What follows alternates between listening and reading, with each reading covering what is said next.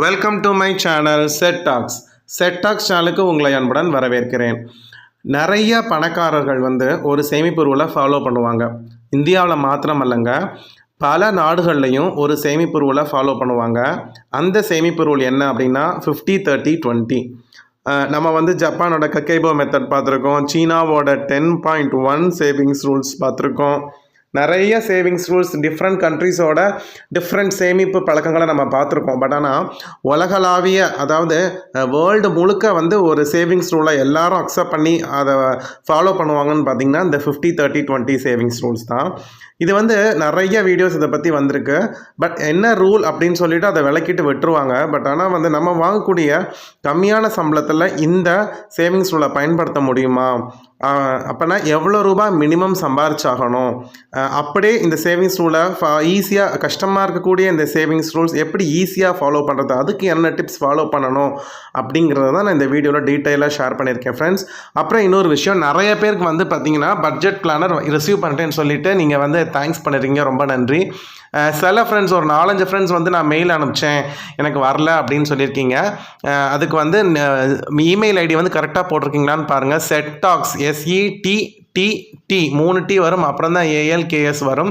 2 T போட்டு சில பேர் அனுப்புறதுனால மேபி அவங்களுக்கு வராமல் போயிருக்கலாம். இல்லை உங்களுக்கு குழப்பம் வேணாம், இப்போ நம்ம நியூ பட்ஜெட் டைரி வீடியோ இருக்கு இல்லையா, அதில் டிஸ்கிரிப்ஷன் பாக்ஸில் பிடிஎஃபோட லிங்க்கை நான் கொடுத்துருக்கேன். அந்த லிங்க்கை நீங்கள் கிளிக் பண்ணுங்கள். கிளிக் பண்ணால் அது இன்னொரு பேஜுக்கு லோட் ஆகி போகும். அதில் ஆக்சஸ் ரெக்வஸ்ட்னு ஒரு ஆப்ஷன் வரும், அதை கிளிக் பண்ணுங்கள். எனக்கு உங்களோட மெயில் ஆட்டோமேட்டிக்காக வந்துடும். நான் அதுக்கு ஷேர் ஆப்ஷன் நான் இங்கே அனுப்பிட்டேன்னா அடுத்த செகண்டே உங்களுக்கு PDF மெயில் மூலமாக வந்துடும் ஃப்ரெண்ட்ஸ்.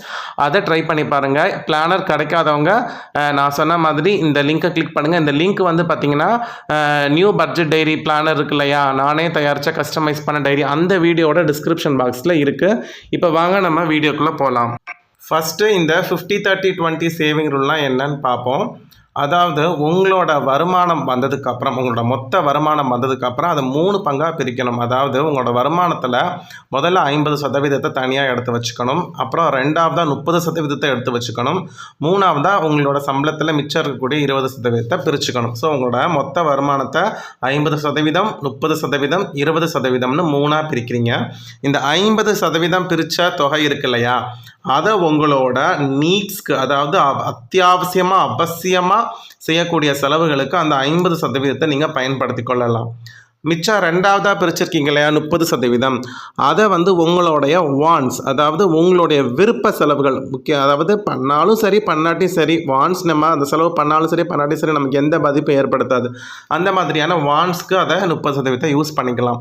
மிச்சம் இருக்கக்கூடிய 20% நீங்கள் உங்களோட சேமிப்புக்குன்னு சொல்லி பயன்படுத்தணும்.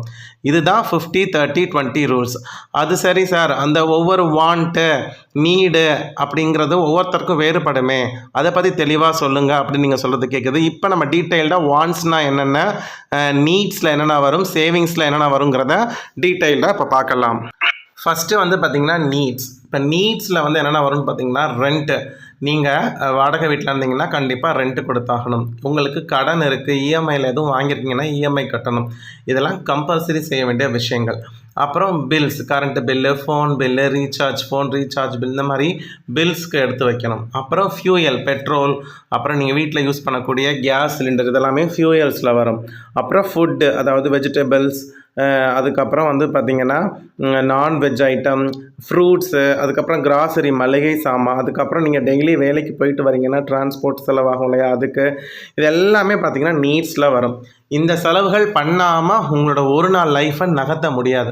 ஸோ அதனால தான் இந்த ரூலில் 50% தொகையை இந்த நீட்ஸ்க்காக பயன்படுத்த சொல்கிறாங்க. இப்போ வான்ஸ்ன்னு எடுத்துக்கிட்டிங்க அப்படின்னா, வான்ஸ் அதாவது இப்போ ஹோட்டலில் போய் சாப்பிட்ற மாதிரி ஒரு செலவு வந்துச்சு அப்படின்னா அதெல்லாம் வான்ஸில் வரும்.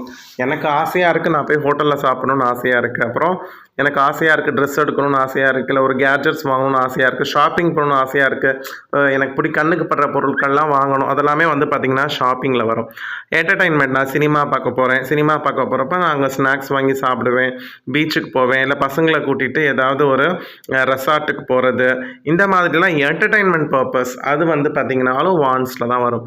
எனக்கு வருஷம் ஆனால் இந்த மாதம் டூர் போகணும் போல் இருக்குது, டக்குன்னு எங்கேயாவது ஒரு 4-5 நாள் எங்கேயாவது நான் போயிட்டு வரேன், இந்த மாதிரி டூர் அடிக்கிறது, இதெல்லாமே வான்ஸில் தான் வரும். நீங்கள் இதை யோசித்து பாருங்கள்.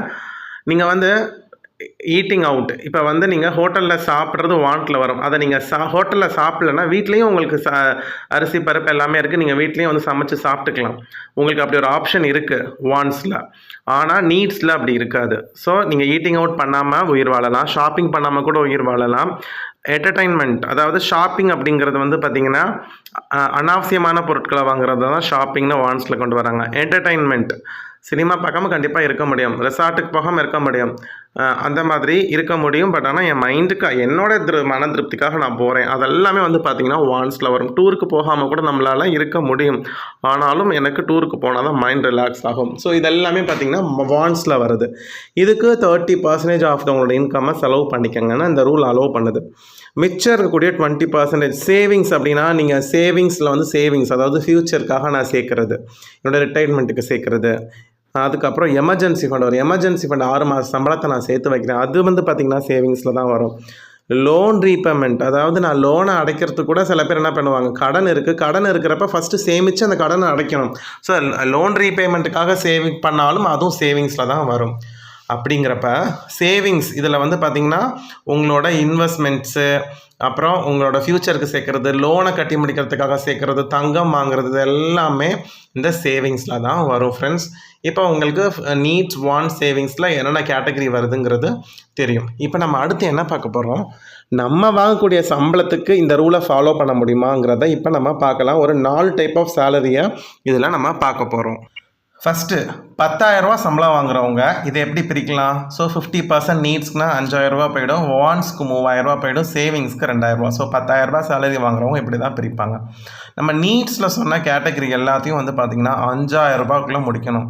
ரெண்ட்டாக இருக்கட்டும், கிராசரி, மட்டன், சிக்கன், காய்கறி, ஃப்ரூட்ஸு, இபி பில்லு, இதெல்லாமே வந்து பார்த்திங்கன்னா 5,000 முடிச்சிடணும். அதுக்கப்புறம் உங்களோட வாண்ட்ஸ் பொழுதுபோக்குக்கு ஒரு 3,000 வச்சுக்கணும்.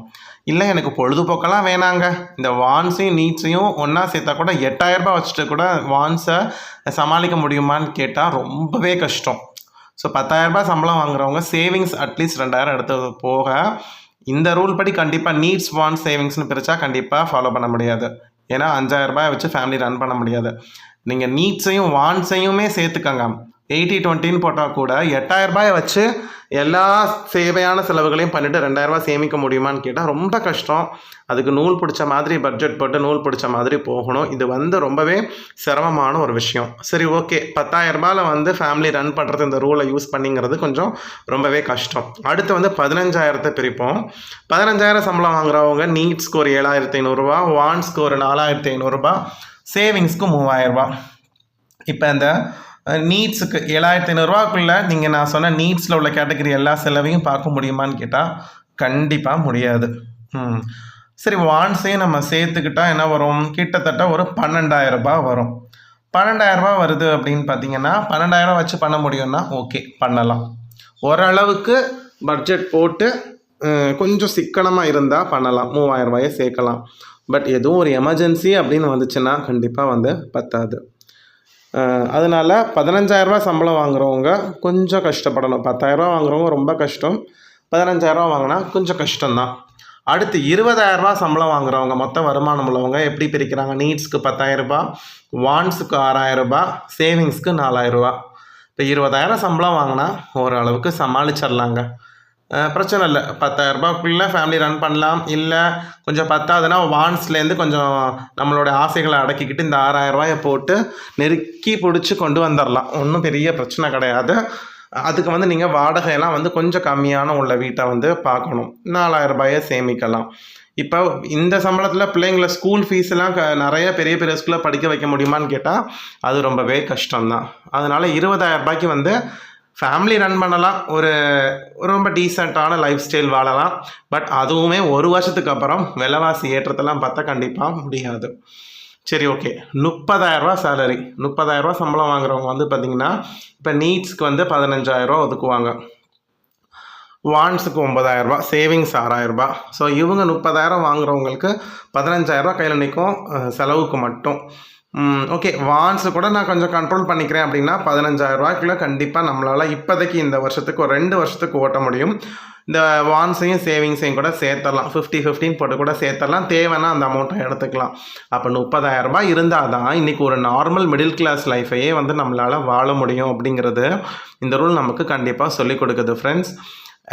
இதில் என்ன ஒரு ரகசியம் அப்படின்னு பார்த்தீங்கன்னா, பணக்காரவங்க வந்து எவ்வளவுதான் பெரிய பெரிய பிஸ்னஸ் பண்ணி கோடி கோடியாக சம்பாரிச்சாலும் அவங்க வீட்டு செலவுக்குன்னு ஒரு குறிப்பிட்ட தொகையை எடுத்து வச்சு அந்த தொகையை இந்த மாதிரி 3ஆக பிரித்து தான் என்ன செய்வாங்களாம், ஃபேமிலி ரன் பண்ணுவாங்களாம். அதனால தான் அவங்களுக்கு ஈஸியாக வந்து ஃபேமிலி ரன் பண்ண முடியுது, அதிகமான அளவு சேர்க்கவும் முடியுது. இன்னொன்று அவங்க சேமிச்சுட்டு மிச்சம் செலவுக்கு நடக்கிற பணத்தையே என்ன செய்கிறாங்களாம், அந்த மாதிரி பிரித்து இதுலேயுமே இன்னும் கொஞ்சம் சேர்ப்பாங்களாம். சரி, ஓகே, கம்மி சம்பளம் வாங்குறவங்க இந்த ரூலை ஃபாலோ பண்ணணும்னா என்ன பண்ணணும்னா ரொம்ப சிக்கனமாக இருக்கணும். ஃபஸ்ட்டு கவர்மெண்ட் ஸ்கூலில் தான் பசங்களை படிக்க வைக்கணும். அதுக்கப்புறம் வந்து பார்த்திங்கன்னா சொந்த வீடாக இருந்துட்டால் ஓரளவுக்கு சமாளிச்சிடலாம். இல்லைனா வாடகை கம்மியாக உள்ள வாடகை வீடாக நீங்கள் வந்து பார்க்கணும்.